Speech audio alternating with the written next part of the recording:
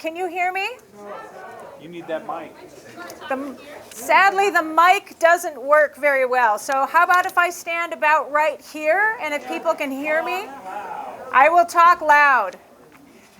Okay. Welcome, everybody. My name is Mary DeLate. I'm the Executive Director of the Great River Passage Conservancy, and on behalf of the Conservancy, my colleagues at the city, and our partners on this project, the National Park Service, Mississippi Park Connection, Wilderness Inquiry, and Your Boat Club, I wanted to welcome all of you tonight. And I really wanted to do a big shout out for Your Boat Club, who are actually, they made this happen today, that we can actually hold this meeting in this building down at the site, because we thought how important it was to have this meeting down here so you guys can really experience the site firsthand. Next slide, Jay. So just to give you a little bit of background, the Great... I got it. All right, that's everything. All right, are we good? We got it? Okay. The purview of the Great River Passage is the 17 miles of the Mississippi that flows through St. Paul. And as many of you know, St. Paul has more river edge, and publicly owned land than any other city the entire length of the 2,300 miles of the Mississippi River. So not only are we the river capital, but of course we're the headwaters state, and we have more miles of river in Minnesota than any other state the length of the Mississippi. So I think that positions us in a pretty great way. So at the Great River Passage is really a partnership led by the city, and we are the private fundraising arm of the initiative. Our mission, next slide please, our mission is really to connect St. Paul's two greatest assets, its people and the Mississippi River. And our goal really is, how do we bring the river from the edge back to the center of civic life and St. Paul's identity? And our strategy really is to focus on three capital projects: the River Learning Center and National Park Service headquarters, the River Balcony, which many of you may have heard about already, and then what's called the East Side River District, which is an area around Pig's Eye. So tonight, obviously, next slide please, we're going to be focused on the River Learning Center, National Park Service headquarters. And before I hand it off to my colleague Ann, I just want you to know it's a really important meeting today, because this is our opportunity to talk with you about all of the different variables that we're trying to balance. We're trying to balance what can the site support and what is appropriate on this site. Also taking into consideration that we are in Dakota homeland, and we are part of the larger Bdote, which is a significant or sacred area for the Dakota. We want to know what the community wants to see down here, and then we have to balance it with the functional and programmatic needs of the partners as well. So it's really important for all of you tonight to watch what the design team is going to be presenting, their various scenarios, and really to weigh in about what you hope to see have happen down here. So without further ado, I'm going to hand it off to my colleague Ann Gardner from the city. Thank you, Mary. Yeah. Okay, can you hear me? Yeah. Okay, I'll do my best to speak loudly, but raise your hand if you can't hear me tonight. First, I just want to give a very enthusiastic welcome to all of you. We're really glad that you're here. Glad that you're here on this site. As Mary said, this is a very important place, and this is a great opportunity for us to experience this place next to the river and see it up close, because often this area is not open to the public for exploration and hiking around in the marina. So again, we're really grateful to Your Boat Club for having us here. I also want to just thank you for your time tonight. We are excited that you're here, and we are looking forward to hearing from you to get your feedback and your ideas as you see these preliminary schemes that the design team is going to introduce tonight. So I also just want to mention, as Mary touched on, this is a very significant place for so many reasons. And most importantly, we are within the Bdote, which is the Dakota, a sacred place to the Dakota and the birthplace where their culture comes from. This is also an area that holds some traumatic memories too, as we are right across from Fort Snelling and Pike Island. So there's a lot of ideas to consider as we look at this site and think about what is to become in the future. And the design team will continue to speak on that as we move along. But first, I do want to recognize and acknowledge that this land in which we work and live, where we are on this site, is Dakota homeland, traditional and ancestral homeland of the Dakota. The city of St. Paul wants to recognize them as the original stewards of this land who had thriving and vibrant communities prior to white settlement. By offering this land acknowledgement, we affirm tribal sovereignty and encourage everyone to learn more about the heritage held in this land we occupy, and especially this site. Additionally, we are here along the mighty Mississippi, a lifeline to this region that supported industry, settlement, and habitat. We sit within the National River and Recreation Area and a flyway for migratory species, all of which are very important considerations for this project. The Mississippi River Learning Center, as Mary mentioned, it is an opportunity to create a gateway to learn and experience the river, and that is what we intend to do. So our agenda tonight, as you can see on the screen, is just to begin with the introduction. I'll introduce the design team who we've hired to work through this schematic design process. They will give us a 30-minute presentation on the different alternative schemes that they have prepared so far based on the input they've gathered from community conversations, survey, focus group meetings, and all the feedback and building on some of the work that was done previously with the Great River Passage Master Plan, as well as some of the other master plans that have informed this project. After the presentation in this room, we're going to go outside and there will be stations where you can do your question and answer sessions. You can give your feedback directly to design team members. And you can also learn more and look up close at the boards and alternative scheme drawings that we've prepared. So I just want to make that note that we'll be moving outside after the presentation.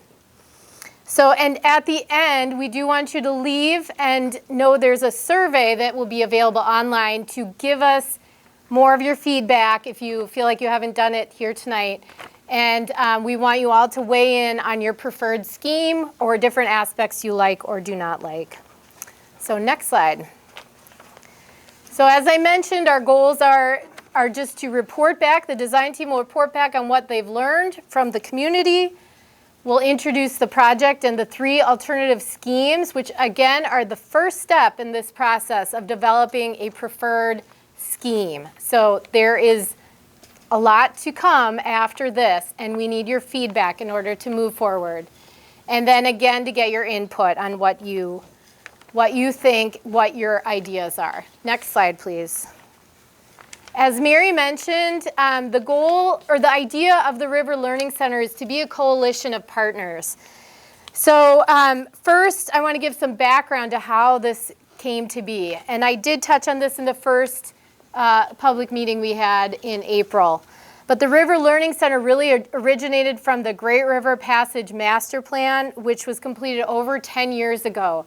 And that was a project led by the City of St. Paul with partners. It included extensive community outreach. And one of the main priorities, top priorities that came out of that master plan was to have an environmental learning center, which is now being called the River Learning Center. So all of this has provided the foundation for where we are today. That plan was adopted by the St. Paul City Council in 2013. So a lot of the ideas that were generated from that process are being carried through in this project now. So, and as a city, we do rely on these important partnerships to have these locations and projects of this scale. So we have a number of partnered sites within St. Paul, including Walk on Teepee, the Neighborhood House, which is already in existence, and there are many other partnered recreation sites. So while this is not currently planned to be a community center or a recreation center, it will be a partnered site where the public will be welcome and have space. So next slide. This lists out the key partners, and again, Mary did go through some of this, but I just wanted to touch on the fact that these partners will have a place at the River Learning Center. Some as tenants with office space, and some with programming space as well. So we have, I assume you can read it, but the City of St. Paul is the land manager, and I'm with the City of St. Paul. We're the project manager for this project. Great River Passage, who Mary represents, is doing the private fundraising and strategic project development. The other partners, National Park Service, Mississippi Park Connection, Wilderness Inquiry, are all partners who will have office space as well as operational and programming facilities. Your Boat Club is our newest tenant in the Watergate Marina site, where we are today, and they have just started operating out of this site, and we're really excited that they're here. They're very excited to have a public side to their operations. We're also working closely with the Tribal Historic Preservation Officers through Sam Ulbekson and through his community engagement, as well as the representatives on Mary's board for Great River Passage Conservancy. And then, of course, the community is our partner in making this a successful project. So next slide. This is the design team who's leading us through this process. They've been working on the project since January. And in a moment, I'll turn this over to a few of our team members. But on the team, we have architects, landscape architects, engineers, what am I missing? Cost estimators, community engagement specialists, and a number of other people. So we have a very enthusiastic team working to carry us through this project. Barbara Wilkes will be speaking in a moment. James Garrett from Formula will also be speaking, and after me, Sam will go. So next slide. Just to touch quickly on where we are in the project schedule. Though this project's been 10 years in the making, we still have a ways to go. So right now, we are hoping to finalize our schematic design process in the fall. There will be a year or two of finalizing design and construction documents. And then we hope to be open and operational in 2026, assuming all funding comes through.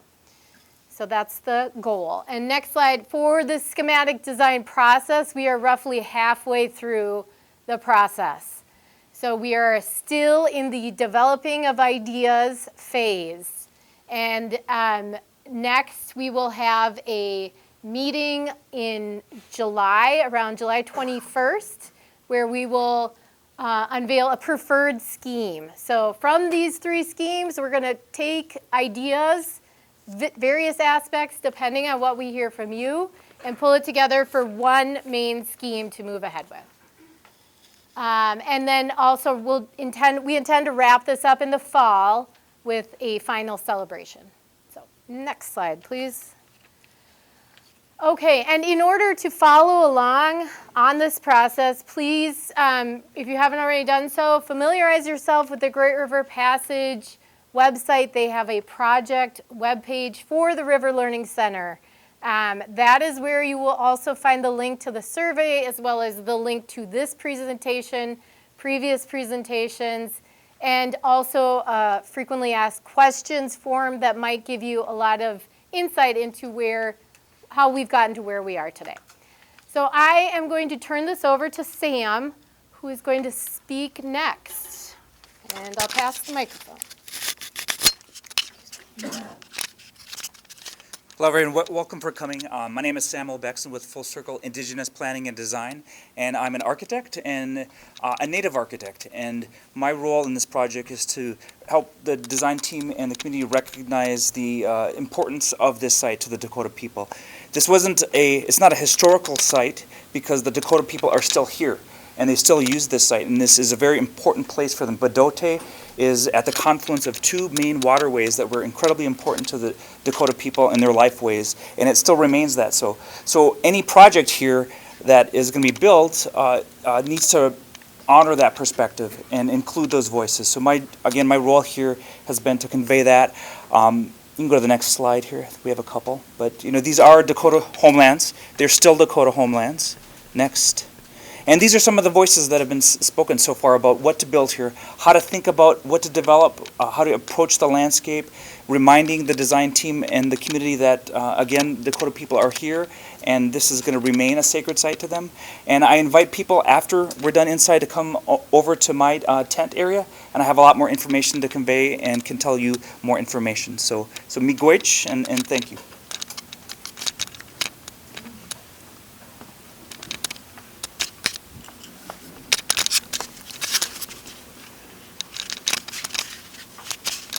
My name is James Garrett Jr. I want to make sure that everyone can hear me in the back. I think I'm being heard, hopefully. All right. One of the things that I want to bring to the table is we have been doing community engagement with a number of different focus groups. We've been working with an advisory committee, a technical committee, and partner groups. We've looked very closely at BIPOC groups and organizations. We've worked with the Dakota leadership. We've worked with public surveys that we've created, and we have some responses that we're going to be sharing. We've been convening about the programming of the spaces and working through communication on multiple media platforms. So we're doing everything that we can do to make sure that we're hearing as many voices as possible, and we're documenting that information, and we're integrating that information into the design. So starting with the public survey, these are some of the things that we heard about what the River Learning Center should be. So this is a word cloud that was created from the responses to the survey when that question was asked. As you can see, the biggest one is beautiful. And we have an incredibly beautiful, majestic location. And we need something that rises to that occasion and rises to that level of beauty. Also powerful, nature, peaceful. So there's a number of really incredibly expressive words that people are associating with this project and this site. So for the public survey, we had 543 responses. We looked at 84% of the people said that they've been to the site. Geographically, 2/3 of the people that responded to the survey are within 5 miles of the site. So we consider them close neighbors, which I think is great. 2/3 of the folks have been current park visitors, with 1/3 saying that they're a future visitor, that they really want to come and experience this site. From an age group, we have 3% youth, so I think that's a challenge for us in terms of youth voices are always important and valued. 77% have been middle-aged, like myself, and then 20% have been seniors. So that is kind of the breakdown from an age standpoint. From an ethnic standpoint, about 20% of folks have been from some type of an ethnic minority group, and pretty much all of those exceeding demographic representations are within 5 miles. So we have an incredibly diverse community up on the bluff, and we want to create something that is going to welcome folks to come down and share this wonderful site. So one important question is, what do you like to see or do here? So I think the most important one that got 70% of responses was touch the water. This is a site about the river, and people want to be able to have close contact with the river. One of the other responses that received 68% is canoeing and kayaking. So again, touching the river, being a part of the river, having an active relationship with the river. 64% of folks were interested in education and recreation. We had 60% of folks that wanted some type of a lookout bridge or some kind of a lookout opportunity. And then 55% of the people responded that they were interested in cultural events. And so we're really looking at and highlighting those elements that received more than 50% positive response from the survey. So how do you want to gather here? Another really critical question.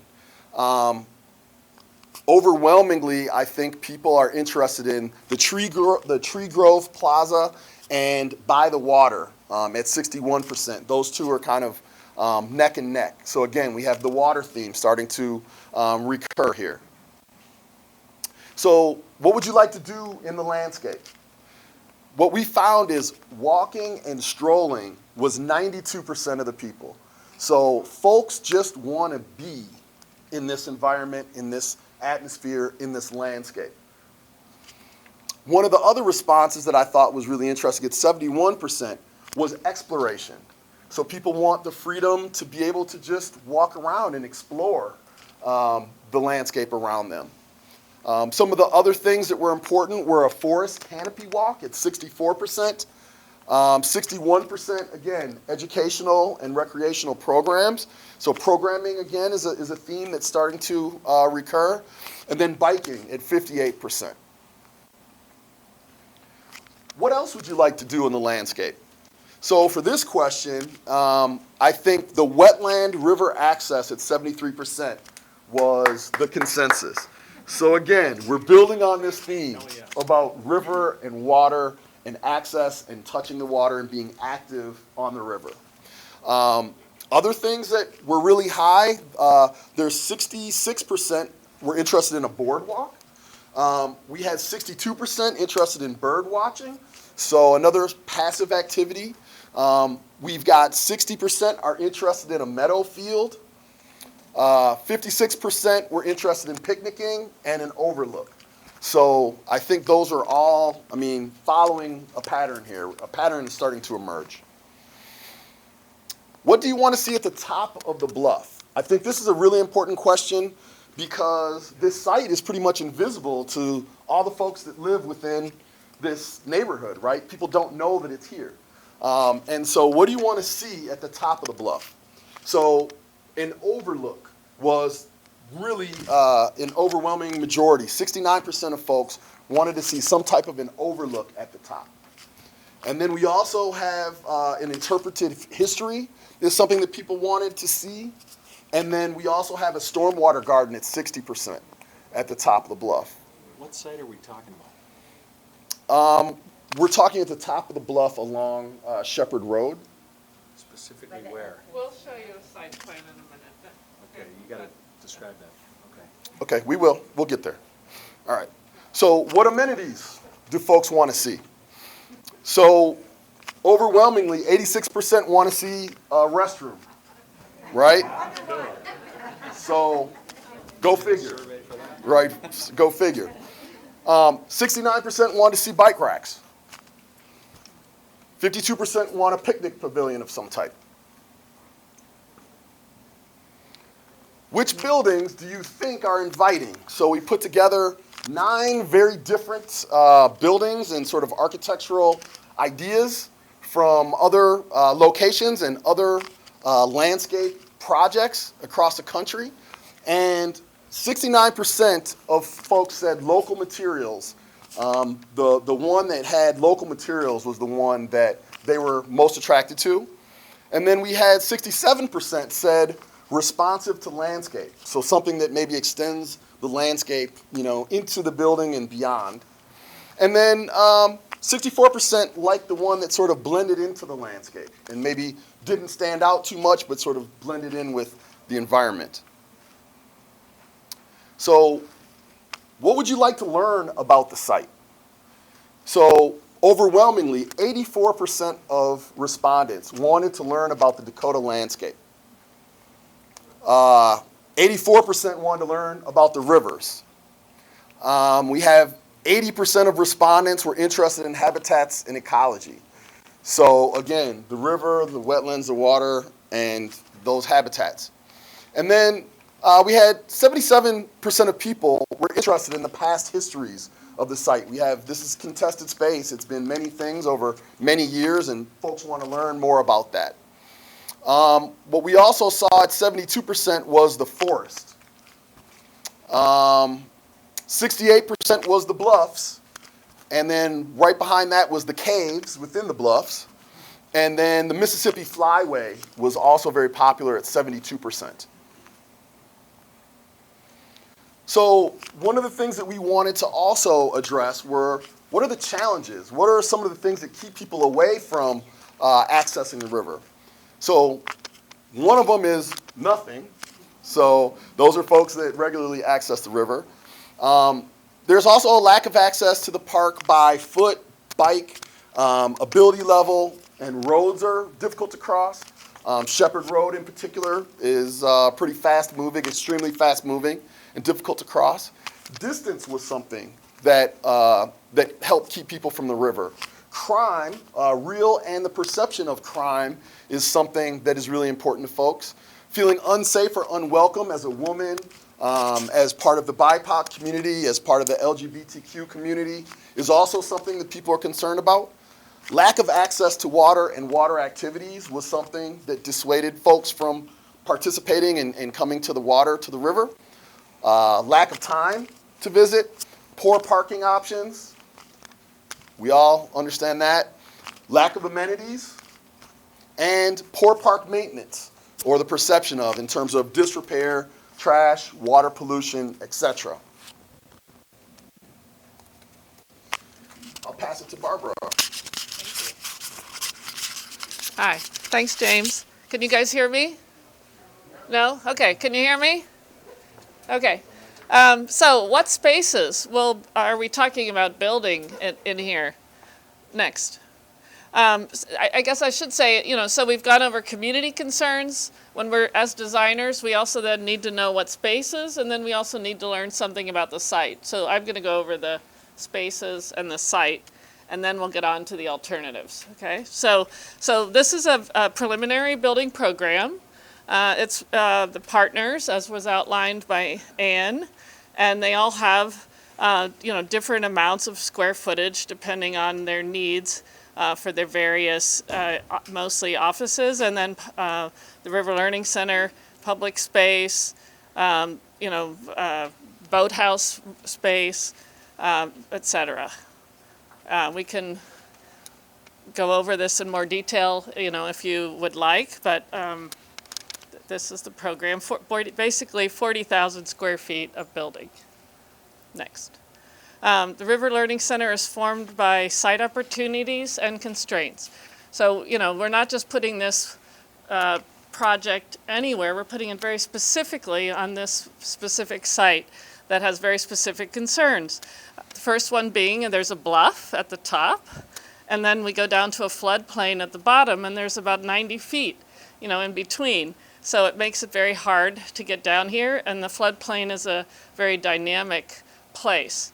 So those are some concerns. The pink shows areas, sorry? Okay, the pink shows areas that have been modified in the past when they were going to build a building here back in the 80s, I guess. And also when they dug out these inlets and they piled up that land where you see the pink on the map, and that's above the floodplain. So that's area that we're looking at as possible building site because it's already been elevated. It's right out here where you really can't access right now. So it's an area that will be opened up when the buildings go on it, will be opened up to public use. What? All this area out here that you can't really access right now, you can see it goes up, that it's mounded.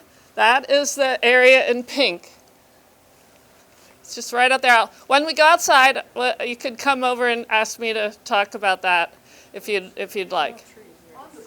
She's asking if you're cutting the. Sorry. On the slide, it's brown. Oh, okay. I call that pinkish reddish. Yeah, and the big. Yeah, I'll talk about where most of it's cleared. If you go back, there's a little trail behind one of the places where we'll be discussing the project, and you'll see a big cleared area back there. There really aren't very many trees, if I understood the question correctly.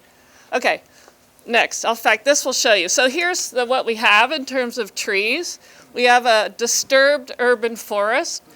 Some of it's pretty good, or at least fair. There are some good areas. You know, it's a beautiful floodplain forest where you see the more green colors, where you see that red again, which is again mostly this area right here where we're talking about making the improvements, is poor.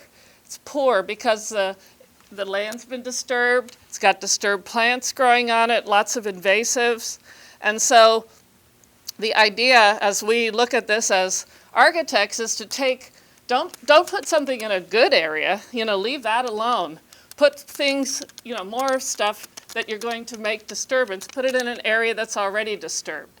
And then do some ecological restoration, as you do the project. So the idea is to put anything we do in the poor areas, so we will not be hurting an area that's good, which there's so much beautiful. I've taken the trails. It's a really beautiful place here.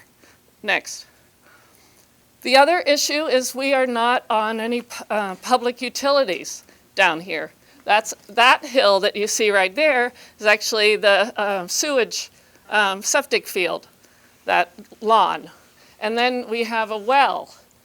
So this is not connected. The closest water and sewer is up there on Davern Street. So, it's just money, I guess. But it's also bringing it down, into a new place. Next. Okay, the other issue is access. And right now, we're part of this big regional park. And this site is in the middle there, sort of between the Hidden Falls and the Crosby Farms. And because of the way it's configured with this marina being, blocked off now, and this big disturbed area, it causes a little bit of a blockage, between the two parts. It's hard to get around it if you're on that trail that goes from one to the other, which for purposes of just having something to call it, we're calling it the Falls to Farm Trail, that trail that now connects the whole thing. So, we hope to also, a byproduct of this will be making the park more unified because we'll be improving the connections in this middle area here. Next. And wait, one more thing about the access, sorry. It's hard to get down. There's a little road. The light is not very good. It's a funny turn. So it's a little bit of a constricted vehicular access, and pedestrian access, is also pretty bad. Although it exists, there is a sidewalk. So how do we take all these things that we've learned and make them into a unique river experience in this very unique site? I've mentioned a lot of negative things, but there is, as I said, very beautiful. The floodplain forest is such a magic place because of it's always changing and the way the trees move, and it's very. I know you've all experienced it, so I don't need to tell you, but I don't mean to sound, negative. Those are the beautiful parts, and how can we have this add to that and not distract? So these are our design guidelines. We want to make a visible national gateway to the Mississippi. We want a place to experience the land, water, and culture. We want small scale, light on the land, and forward thinking. Beautiful site, welcoming and accessible to all. Regenerative and restorative, and planned for future generations. This means sort of going beyond sustainable and thinking really about regenerative. Next. So we're going to have 3 schemes that we want to go through. It's a lot of material, so I know we'll be out there to answer your questions afterwards. But I want you to understand that all schemes make the site more visible with something you can see up on the bluff. That was one of our goals. They all just do it in different ways. So we want to know which way you like best and what you think about that aspect. All schemes create universal access. That means there will be a path that is only, well, technically it's 1 to 20, but that's not very steep. You know, it's just like walking on a slightly angled sidewalk. So it will be very accessible. Anyone can feel, you don't have to walk up a big hill or down a big hill. You know, you can get here. The strolling and walking that people said they were so interested in. All schemes locate major buildings out of the floodplain on this area right over here. All schemes place new major elements on disturbed land and improve the ecology. Okay, so that's sort of, and I would say that all schemes are really going to open to the public this area that is now fenced off and being used just privately by the marina. So, you know, there's a lot of pluses. It's just how are we going to do that? So here's 3 ways. 1, so this is the River Learning Center as a bridge. Go ahead. Okay, so here's an overview. Shepherd Road is kind of in the background. The river you can see in the foreground, and in between is our site. And what we mean by a bridge is there'll be a direct connection from Shepherd Road and from the Sam Morgan Trail where you can come directly across and then down the building. There'll be elevator and stairs and buildings. So everyone, that will be open to the public, whether you're going to the building or not. And then, you know, from there you can proceed to either the marina or to the canoe cove and the boathouse. Next. So let's look at it in terms of pedestrian access. You know, again, you just come from the Sam Morgan Trail, you cross, we're making some improved crossings, proposing some improved crossings because we know Shepherd Road is very difficult. And then you come across this bridge, which is sort of like going through a canopy walk, and then you can go down, elevator or stairs. There might be some classrooms you can stop in at if you have something, you know, planned or an overlook. The exact configuration of the buildings, in all cases, has not been determined. We want to know which general scheme you are looking for. Davern Avenue there. Where's Davern Avenue? Davern is right there. Yeah, this was located so that it didn't interfere with the bluff, the way the bluffs are configured differently at different, you know, so that's sort of what, and that it comes down onto the higher land. Where would the users park? Okay, well, we're going to get to that. Right here. So this is the vehicular movement. That was pedestrian. This is if you want to drive instead. You could park on this one, you'll park down at the bottom. It'd obviously be ideal to be able to park on the private land across the street, but you know, that's private land across the street. But you could park there if there's parking lots. You know, and we're also proposing a new entrance where you can come in as a sort of secondary point now. There's not a light. We're proposing to put a light, and you could either go down the hill or you could come in and go one way out at, what's it called, that one? No, Gannon, yes, sorry. So that would help the circulation and give us a little more space. We could narrow the road because it's one way on that upper area. Next.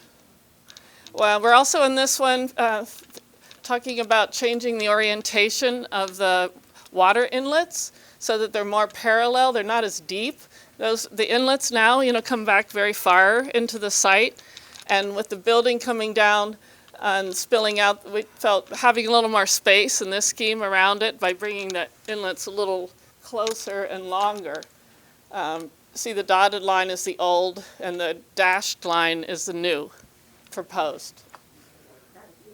Okay. Okay, so that's scheme one. I think that's, oh wait, maybe, oh no, sorry, we walked through it. Okay, so here we are, we're up at the top. Maybe somebody, James, you want to point a little bit? There's Shepherd Road, there's the Sam Morgan Trail in brown, and then you can see in the distance the bridge over to a landmark that lets you know something's happening and you can go down. Next. Here's the close-up of those improved crosswalks at both Davern and where the bridge is. And then you'd cross and through the canopy and go down. Next. Looking at it from the water, you see that the building is more across from, was more in the middle. And we're now looking at the cove that's for the canoes in the foreground, which is reshaped. And then next, the Marina Cove. And again, you see the building in the background a little in between the two. Okay, next. Sorry. Should I hold question? Yeah, why don't we do that? Yeah. Okay, so this, and all schemes, we're going to just show you some ideas of what this building could look like. Again, it hasn't been designed yet, so this is just to help you imagine it, because I know these are very diagrammatic. So these are some possible ways, and of course it can look totally different than any of these as well, but just to get you thinking. The idea is to keep it light and, in the landscape, but still small footprint. Yes. So it's the most direct interior connection down to the river with elevator and stairs. It offers views onto the river and Pike Island from that vertical experience. All bus drop and parking is at river level. There's a reconfigured marina with more outdoor space between the river and the bluff. Okay, scheme 2. The River Learning Center as a choreographed path connecting the bluff and the floodplain. So, next, what does that mean? This means, in this one, we're actually putting a building. There is that space up at the top where it gets wider, if you can picture. There's sort of a little dip, and it's wider. And you're putting a building there that would be some of the partner space and some public restrooms up on the Sam Morgan Trail. And then down below is the rest of the program space, the River Learning Center and the rest of the partners.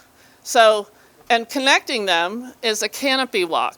So you'll have a walk that goes, say you could park at the top, near that building at the top. You could decide to walk down, and then you land on the roof of the building below, which is a beautiful garden. And then you continue on down a ramp to the river level. And again, okay. So all that, again, that is happening in an area that's already disturbed. If those of you that know the site well, there's a electrical place where they've disturbed the site. There are no trees where that canopy walk would be. Or there's very small trees, no big trees. And then it goes down to the roof, and then you're in the middle. It's similar to the other scheme. In this scheme, next, let's do so here we have the one-way road going out towards Gannon from Davern, and then we have the entrance, and from that point you go down, and the people that want to park down can park down, the people that want to park up can park up. Is that clear? I'm going a little fast because there's I'm a lot. Okay, next. This one, we keep the marina pretty much the way that it is, but we put in a new channel. This starts to address that idea of being able to touch the water and getting closer to the water. So there's an island, there's sort of, crossing islands. You get more interaction crossing the water and things as part of your experience of the park. And then you also have the human-powered cove, just like the others. Okay, next. Okay, so we'll walk through this one quickly as well. So here we are at the top, and we see the building. It just sort of looks brown. And there's a little, there's that beautiful tree that's there, and a place to spill out and look out. And then you can walk on down the Sam Morgan Trail. And next, and then there's the canopy walk, takes you down to the roof, improved crossings, etc. The new channel and the new island, which would get totally restored ecologically, because that right now is that area that's a mess between the two coves. Here it is from the other side, from the marina side, the channel and the island, the building. You can see it's again more in the middle. And then one thing I haven't talked about yet is again this area that is behind us and looking out towards the marina. That's all been fenced off. The idea is that will now become shared space. You'll be able to walk there too. Each of the marina docks will be gated so that will be the access control as opposed to the whole area being fenced. So that will become, that promenade, we're calling it Marina Promenade, a public place. And you can go out to the river there. Okay? So again, these are some ideas what the top building could maybe look like, sort of blended in with the landscape, or a low slung building. It is a little bit of a dip, so that kind of gives the possible to bury it a little right now. Next. And then at the bottom we have the garden that you land on, and then it's again a potential some kind of low slung building. Okay, next. So in summary, there's some kind of welcome center at the top of the bluff with the National Park Service offices, parking and bus drop-off. Universal access down to the river with the canopy walk. And rooftop public space. Minimized impact at river level because part of the space has been put on top. And an island for contemplation or exploration with the marina remaining the current size. Okay, the last scheme, we're almost done. How long is the canopy walk? 900 feet. 1.5 city blocks. Yeah, 1.5. It's not too long. And you're walking through a beautiful canopy. So the River Learning Center as a destination by the river. Here's the overview. And you can see there's basically, we call it a destination because we put one big building down at the water in this scheme. Next. So here you can see it a little better without the trees. You see the one big building. To have that universal access that every scheme has, in this time we've made sort of, we call it a bluff walk, but it's longer because it goes all the way down. It doesn't land on a roof. So it sort of does these bends, so you both look out at the river and then go back towards the bluff and look at the bluff, all the while you're descending through the canopy. And then you would arrive at what we're calling the Falls to Farm Trail, and head towards the building. Or of course you can walk down the existing sidewalk, which we could probably improve and get to it that way as well. Okay. Oh, well here, sorry, this is the pedestrian diagram, but I think I already explained that pretty well. And this is the vehicular.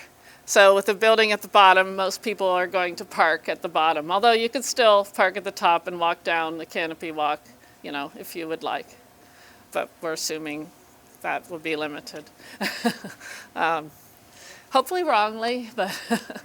Has there been any talking with the airport parking place over there to share for the hour? No, yeah, I mean, like I said, put parking, you could choose to park there if you want, but yeah, no talk, yeah. Well, they might give you a deal. Oh, okay, well, we'll talk to Mary about that.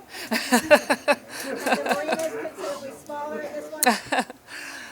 And this one, just to finish this one up, so we've made the marina a little smaller because the building is bigger. So a little more space around to make that feel comfortable in the landscape. Next. So here we'll walk through it.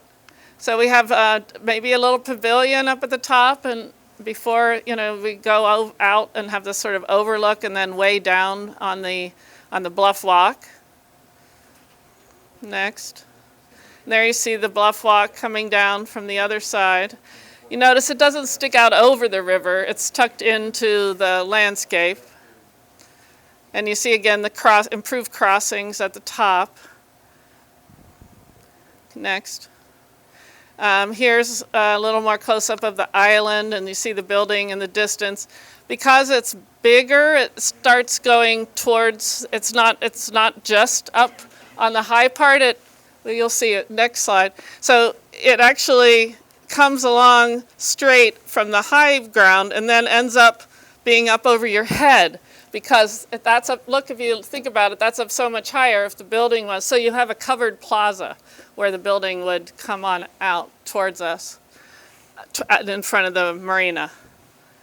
And then again, we have the marina promenade that we talked about. Okay, so here's what that long building might look like. Lots of different ways to make that. Next. And these are some canopy walk images for either the scheme 2 or 3. Next. And so the summary on this one is, this is more of a landscape experience to get down. Then there's a collaborative environment at the bottom, but it has a bigger footprint and, in terms of the environment. All bus stop and parking is at the river level. There is the island for contemplation or exploration, and there's a smaller marina. Okay, so now I think we're almost ready. I don't need to go over. There's 3 schemes. You can go talk about them outside. Is there any other slides here, Jay? Okay, so yeah, there's a survey, I think, that we would really like you to take, even if you do, talk to us and leave your comments here, but also to be counted. Like, we're going to do a survey results, just like the ones you saw tonight for this survey. We'll do another one. So, it'd be good to get as many people taking it as possible. Did you want to? Anne's supposed to wrap up. All right, thank you, Barbara. So we are at the conclusion of the presentation. I hope you're inspired and have some new ideas for what we might see out here in the future, and are excited by the ideas that Barbara showed and talked through. So at this time, we're now going to move outside. So there are tents set up. One of the tent stations Sam will be at, and will be able to speak on some of his work with Indigenous groups and engagement.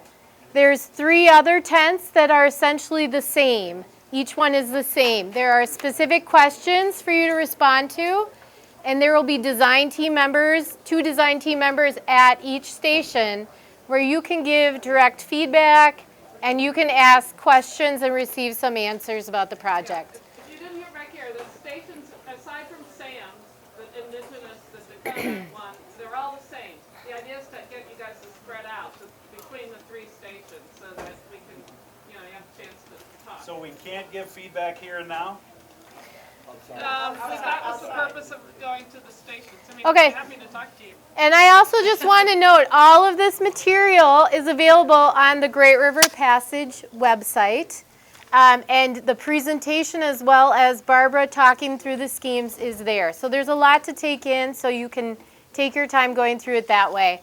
And finally, my email's at the bottom here. If you want to reach out, I'm with the City of St. Paul and the project manager. So again, just want to thank you for your time tonight, and you can head outside for the Q&A and feedback.